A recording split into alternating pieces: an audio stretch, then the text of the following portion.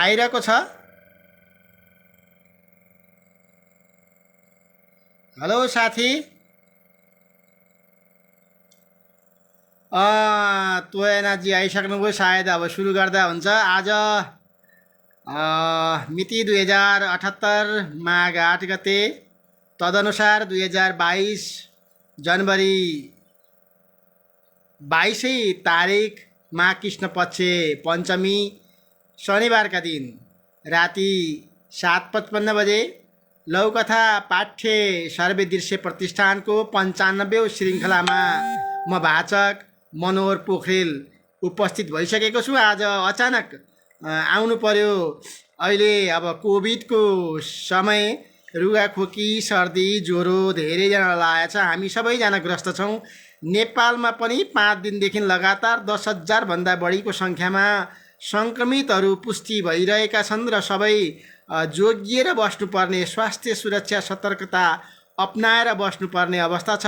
म स्वास्थ्य सुरक्षा सतर्कता अपनाउनका लागि सबैसँग हार्दिक आग्रह गर्न चाहन्छु।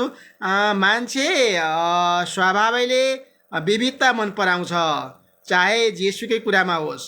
उसलाई नयाँ नयाँ साथी, नयाँ नयाँ ठाउँ, नयाँ घर, नयाँ खाना मनपर्छ, नयाँ कुराहरू गर्न रुचाउँछ, नयाँ लुगा मनपर्छ। अनि नयाँपन विविधताले गर्दा मात्र सम्भव छ। यिनै विविधताका कुराहरूमध्ये आज अन्तर्राष्ट्रिय जैविक विविधता दिवसको कुरा एकछिन गरौँ। त्यसपछि लौकथाको त पालो छँदैछ। मानवको स्वभाव हो विविधतामा रमाउने। त्यसैले त हरेक मान्छेभित्र एउटा पर्यटकको तृष्णा लुकेको हुन्छ। अरबको मरुभूमिमा बसोबास गर्ने मान्छे हिमाल हेर्न नेपाल आउँदछन्। विश्वभरिका मान्छे सगरमाथा, यहाँका जैविक विविधता, प्रकृति, वनस्पति, जनावर, चराहरू आदि हेर्न नेपाल आउँछन्। र यदि नेपालसँग यी जैविक र भौगोलिक विविधता नहुने भए यहाँ पर्यटकहरू आउँदैन थिए पनि होला। तसर्थ पनि जैविक विविधतालाई पर्यटकसँग जोडेर हेर्नुपर्ने हुन्छ। आज जैविक विविधता दिवसको अवसरमा सबैलाई हार्दिक शुभकामना। यहाँ छोटो दूरीमा धेरै भौगोलिक संरचनाहरू, भिन्न भिन्न मौसममा भिर, पहरा, गल्छी र उपत्यकाहरू छन्। पहाड र हिमाली क्षेत्रमा उत्तर दक्षिण दुवैतिर फर्केका भित्ता पाखाहरूका कारण एकातिर घाम लाग्ने र अर्कोतिर ओसिलो हुने अवस्था छ। घन्टाभरिको मात्रै पनि फरकमा यात्रा गर्ने हो भने नितान्त फरक प्राकृतिक माहौल पाइन्छ। आधा घन्टा तल अत्यन्तै गर्मी, तर आधा घन्टा उकालोमा गयो भने अत्यन्तै चिसो अनुभव भएको मौसम पाइन्छ। यही जैविक विविधता अनुभूत गर्न सकिन्छ नेपालको ठाउँ ठाउँमा। नेपाल समुद्र सतहदेखि न्यूनतम उचाइ 60 मिटरको झापा जिल्लाको केतना पनि हाम्रो नेपालमा छ भने अधिकतम उचाइ भएको 8,848 मिटरभन्दा अग्लो सगरमाथा पनि हाम्रै नेपालमा छ। नेपालमा 207 प्रजातिका स्तनधारी, 867 प्रजातिका चरा, 43 प्रजातिका उभयचर छन्, 100 भन्दा बढी प्रजातिका सरीसृप छन्, 185 प्रजातिका माछा छन्, 653 जातका पुतली छन्, 3,966 भन्दा बढी राति उड्ने पुतली, 5,000 भन्दा बढी किरा, 200 प्रजातिका माकुरा र 6,000 बढी फुल फुल्ने वनस्पति, 471 प्रजातिका झ्याउ, 1,822 प्रजातिका ढुसी र 383 प्रजातिका उन्युहरू रहेको हाम्रो तथ्याङ्कले बताउँछ। वनस्पतिमा गुराँस प्रजातिको मात्रै कुरा गर्ने हो भने 30 भन्दा बढी गुराँस प्रजाति पाइन्छ। सम्पूर्ण युरोपकै कुरा गर्ने हो भने पनि नेपालमा धेरै प्रजातिका, सम्पूर्ण युरोपमा पाउने भन्दा पनि नेपालमा मात्रै त्योभन्दा बढी धेरै प्रजातिका चराहरू पाइन्छ। र यही विविधता 500 भन्दा बढी प्रजातिका अन्नबाली खान योग्य छन्। 200 प्रजातिको त खेती नै गर्छौँ हामी। यही विविधता सदा सर्वदा कायम रहन सकोस्, तिनको संरक्षण र पर्यटन अभिवृद्धिका लागि सरोकारवाला समुदायको र सबैभन्दा बढी राज्यको उल्लेखनीय भूमिका होस्। जैविक विविधता छ र हामी छौँ। नेपाली हावापानी माटो आकाश र बतासको जय होस्, लौकथाको जय होस्। सबैलाई शुभकामना व्यक्त गर्दै आज म छनौट भएका लौकथा वाचन र टिप्पणी लिएर आएको छु। र लौकथा साहित्यमा हामीले अग्रदेखि बामे सर्दै आएका सबै सर्जकहरूका छनौट भएका लौकथाहरू वाचन गर्ने गर्छौँ। र हामीले हाम्रो लौकथा पाठ्य सर्वदृश्य प्रतिष्ठानको फेसबुक पेजमा पोस्ट भएका लौकथाहरू पनि वाचन गर्ने गरेका छौँ भने प्रसिद्ध लौकथाहरूलाई पनि हामीले स्थान दिने गरेका छौँ। हामी बिचमा तोयनाथ सुवेदीजी आइपुग्नु भएको छ र उहाँले आएको छ, सायद आवाज स्वर आएको छ भनेर भन्नुभएको होला। यहाँलाई भव्य स्वागत छ। माधव पोखरेल गोज्याङ्ग्रेजी पनि आइसक्नु भएको छ, उदयपुर गाईघाटमा हुनुहुन्छ। हाल ताप्लेजुङबाट सुन्दै छु भनेर भन्नुभएको थियो। हिजो मात्रै गाईघाटमा छु भन्नुभएको थियो, आज ताप्लेजुङ पुग्नु भएछ। यहाँको यात्रा राम्रै रह्यो होला। अब लौकथा सुनेर एकछिन मनोरञ्जन लिनु होला। राजकुमार कार्कीजी पनि आइसक्नु भएको छ, नमस्कार सबैमा भन्नुभएको छ। तोयनाथ सुवेदीजीले साहित्य अनुरागी सबैमा हार्दिक नमन भन्नुभएको छ। हाम्रो पनि प्रतिष्ठानको तर्फबाट हार्दिक नमन छ र भव्य स्वागत छ। म अब विलम्ब नगरिकन हामीले आज छनौट गरेका लौकथाहरू हाम्रै लौकथा पाठ्य सर्वदृश्य प्रतिष्ठानको फेसबुक पेजमा पोस्ट भएको टङ्कबहादुर आले मगरको लौकथा कमाल शीर्षकको लौकथा वाचन गर्न गइरहेको छु। सुनेर मनोरञ्जन लिनुहोला। बले चिप्रेर लड्यो, सहारा दिउँ भन्दा बुद्धि पनि खुरमरियो बलेसँग कोन्द्रोमै। निस्कने उपाय छैन, सहारा दिने पनि छैनन्। दुवै चुप लागि बसे एक क्षण, तर बले नबोली बस्न सकेन। के साह्रो ड्याङ्ग्रे छस् बुद्धे? बुद्धे बोलेन। के हो, मकैको खोया पस्या छ के हो मुखमा? बोल्न पैसा लाग्ला जस्तै गरिस् त। बलेले अझै खिसी गर्यो।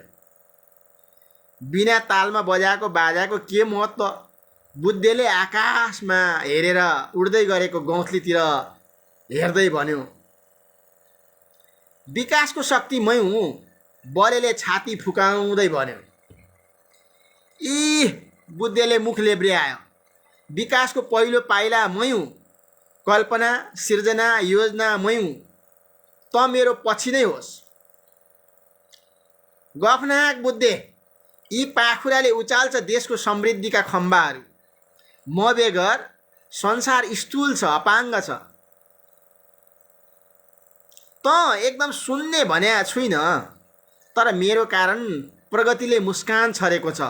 हजारौँ पाखुराका बल एउटा यन्त्रले गर्दैछ। वर्षौँ लाग्ने यात्रा दिन र घन्टामा तय हुने गर्छ। अब पौठे खेल्ने, मुड्की ठोक्ने र लाप्पा खेल्नेको युगको अन्त मेरै कारण भइसक्यो। ल बुद्धे सुइले तै ठुलो, लु आज देखा कमाल। यो कोन्द्रोबाट निक्लेर बलेले भुइँमा मुड्कीले ठटायो। एक क्षण चुप लागेर बुद्धे उफ्रँदै करायो, मेरो कमाल देखाउँला। पहिले मलाई यो कोन्द्रोबाट फ्याँकेर देखा, अनि सलाम ठोकाउला तेरो शक्तिलाई। त फिस्टो नाथेलाई यो कोन्द्रोभन्दा पर फ्याँक्न सक्छु, के नपत्याएको? बलेले बटारिएको तिग्रो देखायो। पर छोड्दे, त्यही रुदिलोको पोथ्रासम्म फ्याँकेर देखा। ए मुले भन्दै बलेले बुद्धेलाई फुत्तै फ्याँक्यो। सहीमा पोथ्रामा उत्तानो पर्न पुग्यो बुद्धे। आइया मार्यो बलेले भन्दै बुद्धे उठेर धुलो टकटकाउन थाल्यो। बले त पनि माथि आउने कि? त कसरी आउने? बले झर्कियो। तर कसरी आउने? बले झर्कियो। त्यो ठुलो ढुङ्गालाई त्यो रुखको सिधा राख। ढुङ्गा माथि चढेर उफ्रेर रुख समातेर निस्की। बले माथि निस्केर उभिँदै भन्यो, अब देखा तेरो कमाल। अरे अझै मेरो कमाल देखिनस्? देखिन, तात्तियो बले। कोन्द्रोबाट बाहिरियो, अझै कमाल हेर्ने? धन्यवाद। बडा बुद्धिवर्धक कथा, बुद्धि र बलको यहाँ विवाद तर्क वितर्क भइरहेको छ। बुद्धिले आफू ठुलो, बलले आफू ठुलो भनिरहेको छ र बुद्धिले बललाई हाँक दिएर चुनौती दिएर ल मलाई बाहिर निकालेर देखा भनेर भन्यो। बलले फुत्त निकाल्यो, त्यहाँनिर पनि बुद्धि देखियो बुद्धेको। अनि फेरि अर्कोपल्ट बलेलाई पनि निकाल्यो र बुद्धिले नै निकाल्यो। बडा बुद्धिवर्धक कथा यो टङ्कबहादुर आले मगरको। म त फ्रेस नै भएँ यो कथा वाचन गरेर। यहाँहरूलाई पनि यसले फ्रेस गरायो होला भन्ने मैले आशा गरेको छु। साह्रै मिठो सन्देशमूलक बुद्धिमत्तापूर्ण ढङ्गको कुरा यहाँ आएको छ। बल पनि एउटा महत्त्वपूर्ण कुरा हो, तर बुद्धि सबैभन्दा महत्त्वपूर्ण कुरा हो भन्ने कुरा कथाले सन्देश छोड्न सफल भएको छ यो कथा मार्फत। धन्यवाद छ टङ्कबहादुर आले मगरलाई। त्रियुगा नगरपालिका 11 सङ्गमटोल उदयपुरका टङ्कबहादुर आले मगरले यो सिर्जना गर्नुभएको छ। कमालको सर्जक, कमाल लघुकथाको सर्जक टङ्कबहादुर आले मगरलाई यो कमालको कथाका लागि धेरै धेरै धन्यवाद र साधुवाद दिन चाहन्छु।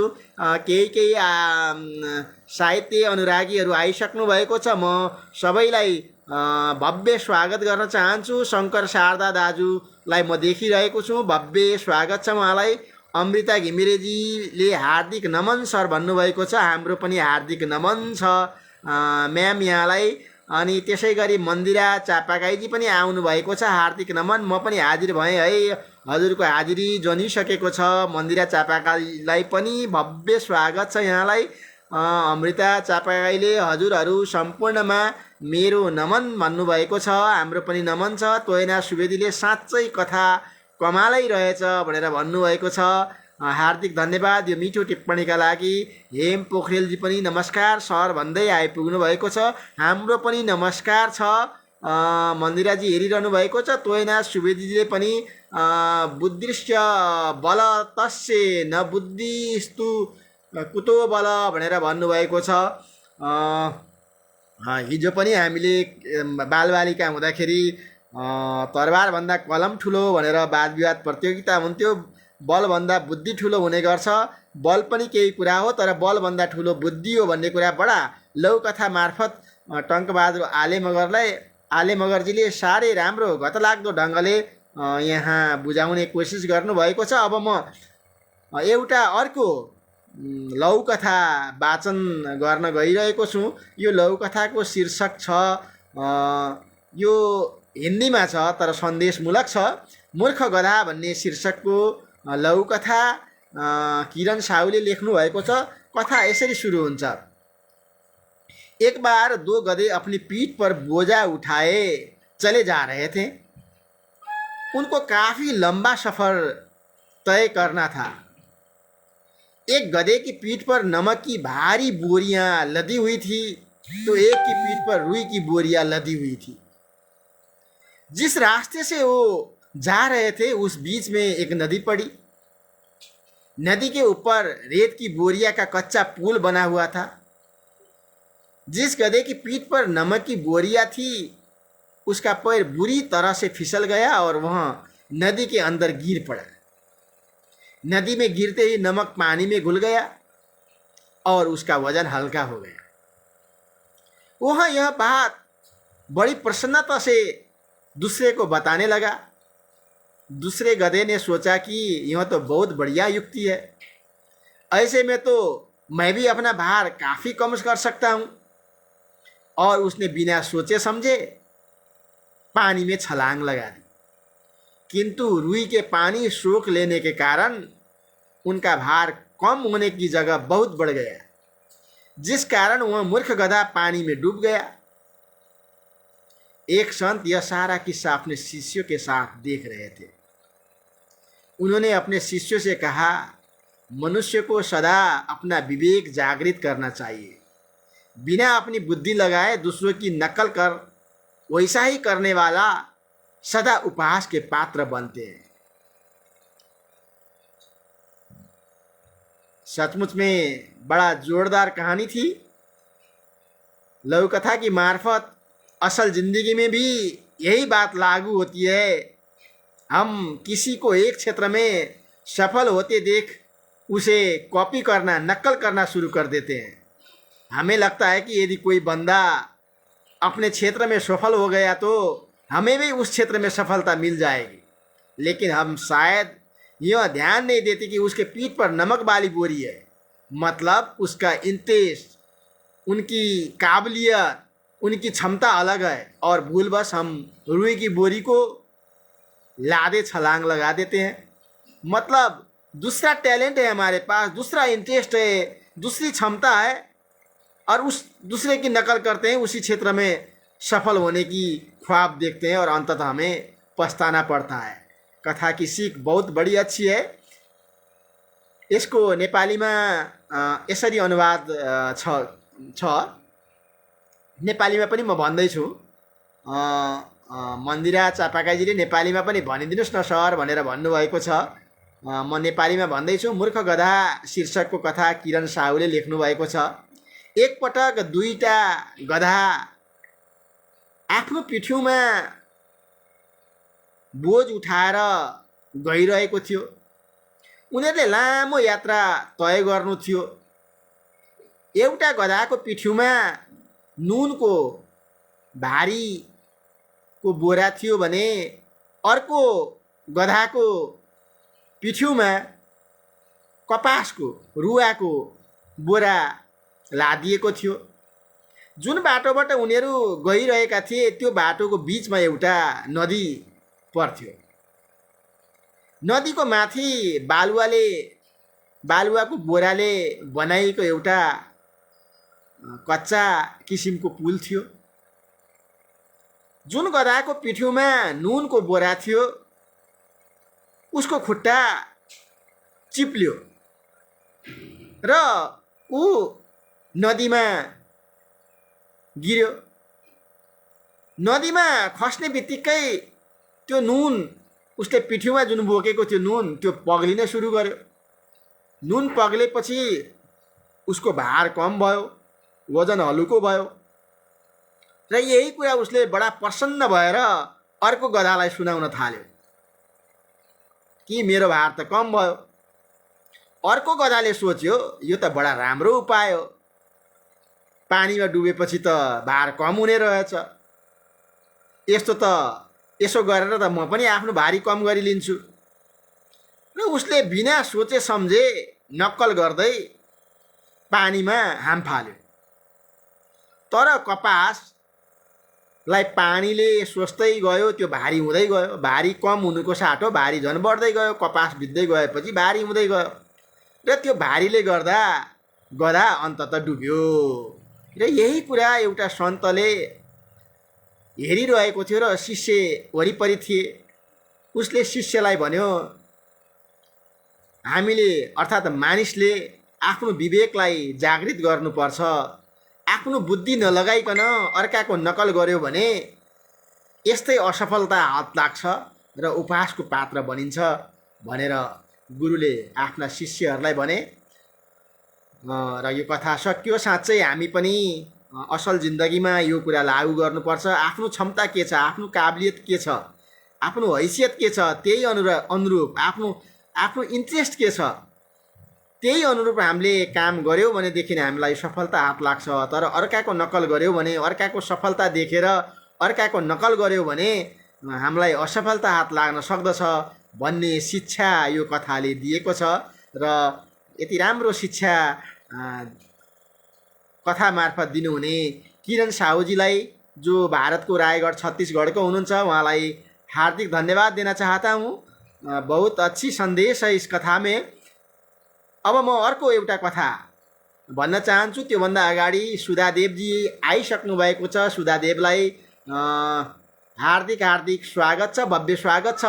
राजकुमार कार्कीजीले कहानी संदेशवर्धक है, हमें दूसरे का नकल करने से पहले सोचना चाहिए, सब कुछ तो हमें विवेक की इस्तेमाल अच्छे से करना चाहिए भनेर राजकुमार कार्कीजीले पनि बहुत अच्छी टिप्पणी की है। इनके लिए धन्यवाद देना चाहता हूँ।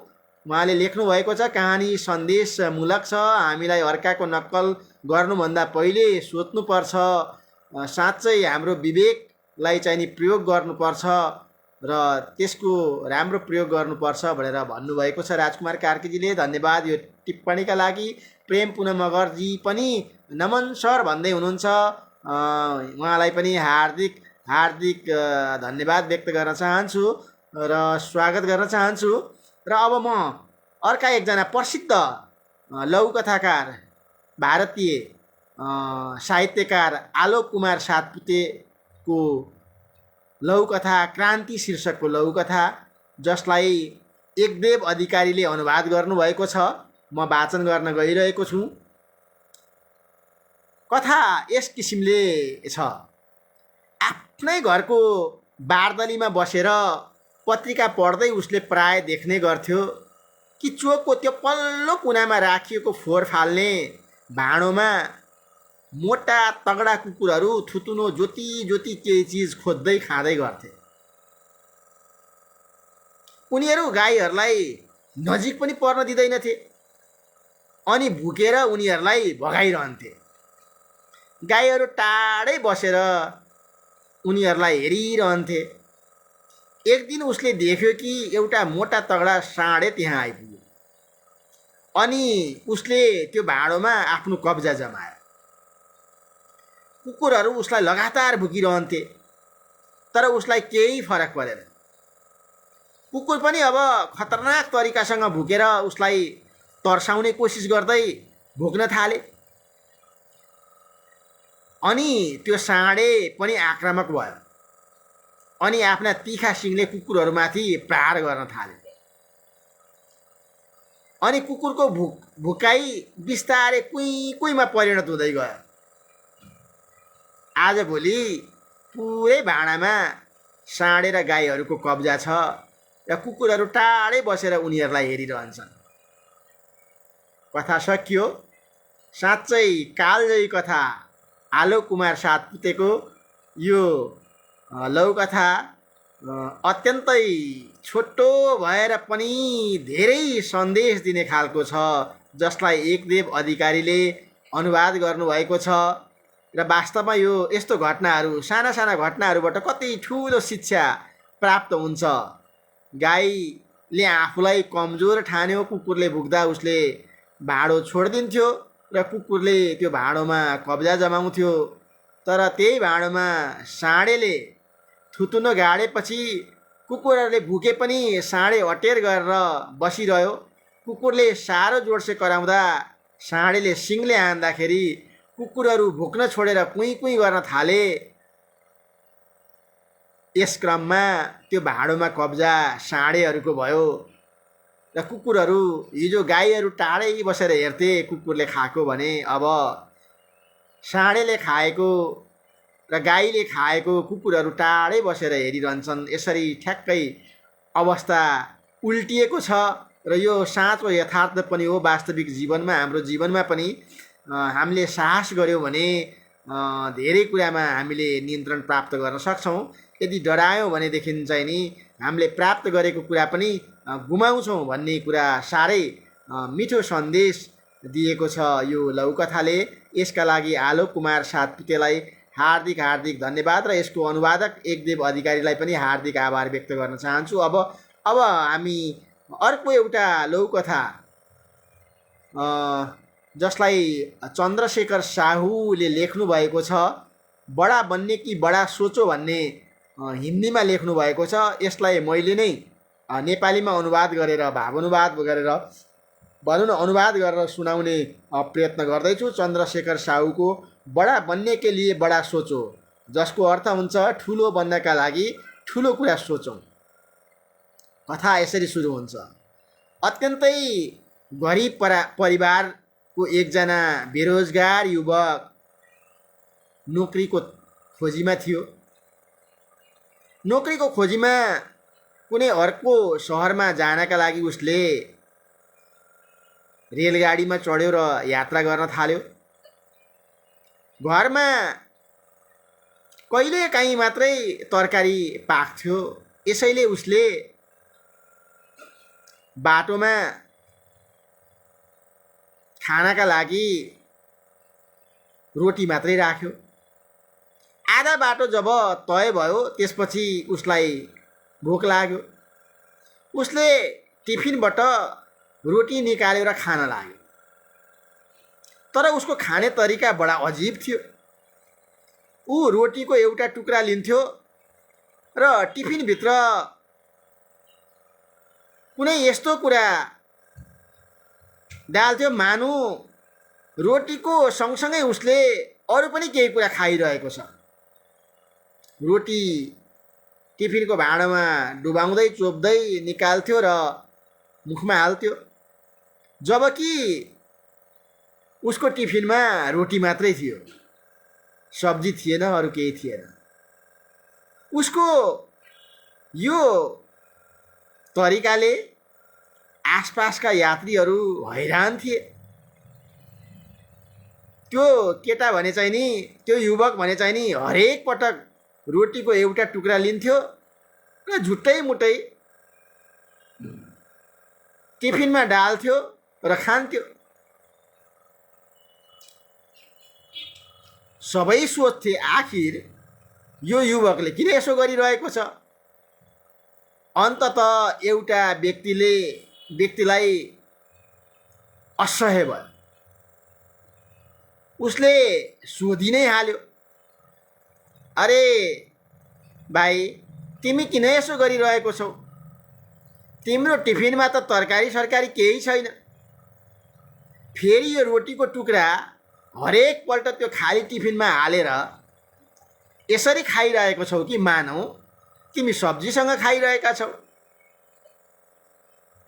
तब त्यो युवकले जवाफ दियो, दाजु, यो खाली बिर्कोमा, टिफिनको खाली बिर्कोमा तरकारी छैन।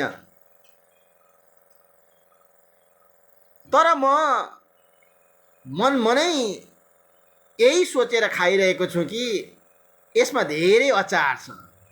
म अचारसँग रोटी खाइरहेको छु।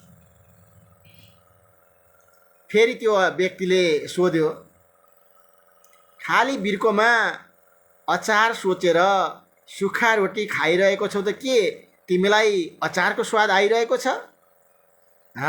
बिल्कुल आइरहेको छ। म रोटीको साथ अचार सोचेर खाइरहेको छु र मलाई बडा राम्रो लागिरहेको छ। अचार जस्तै स्वाद आइरहेको छ। युवकले पनि जवाफ दियो। उसको यो कुराले वरिपरि बसेका यात्रीहरूले पनि सुने र त्यसैमध्ये एकजनाले भन्यो, जब सोध्नु नै छ भने तिमी अचारको सट्टा मटर पनिर सोध्थ्यौ, शाही गोबी सोध्थ्यौ, तिमीले त्यसको स्वाद पाउँथ्यौ। तिम्रो कुराले त यो अर्थ दिन्छ कि तिमी अचार सोचेर खाइरहेको छौ त अचारको स्वाद आइरहेको छ। यदि यो भन्दा पनि स्वादिष्ट चिज सोचेर खान्थ्यौ भने त्यसैको स्वाद आउँथ्यो। सोचौ पनि यति सानो कुरा सोच्यौ, तिमीलाई त ठुलो कुरा सोच्नु पर्थ्यो भनेर उसले भन्छ। र कथा यसरी सकिन्छ। चन्द्रशेखर साहुजीलाई यति मिठो कथाका लागि हार्दिक धन्यवाद छ। यसले यस्तो खालको शिक्षा दिन्छ कि हामीले जस्तो सोच्छौँ त्यस्तै पाउँछौँ। सानो सोच्यौ भने सानै कुरा पाउँछौँ, ठुलो सोच्यौ भने ठुलै कुरा प्राप्त हुन्छ। यसैले जीवनमा हामीले हमेसा ठुलो कुरा सोच्नुपर्छ, ठुलो सपना देख्नुपर्छ। ठुलो सपना देख्यो भने मात्रै त्यसलाई प्राप्त गर्ने साहस पनि बढ्छ, साहस गर्ने एउटा अभिलाषा पनि बढ्छ। तर सानो सोच्यौ भने त्यत्तिकै ऊर्जा मात्रै खपत हुन्छ। ठुलो सोच्यौ भने ठुलै कुरा सोच्छौँ, ठुलै ऊर्जा प्रदान गर्छौँ त्यो प्राप्तिका लागि र प्राप्त हुन्छ। यही कुरा यसले, यो कथाले शिक्षा दिएको छ। जस्तो सोच्छौँ हामी त्यस्तै प्राप्त गर्छौँ।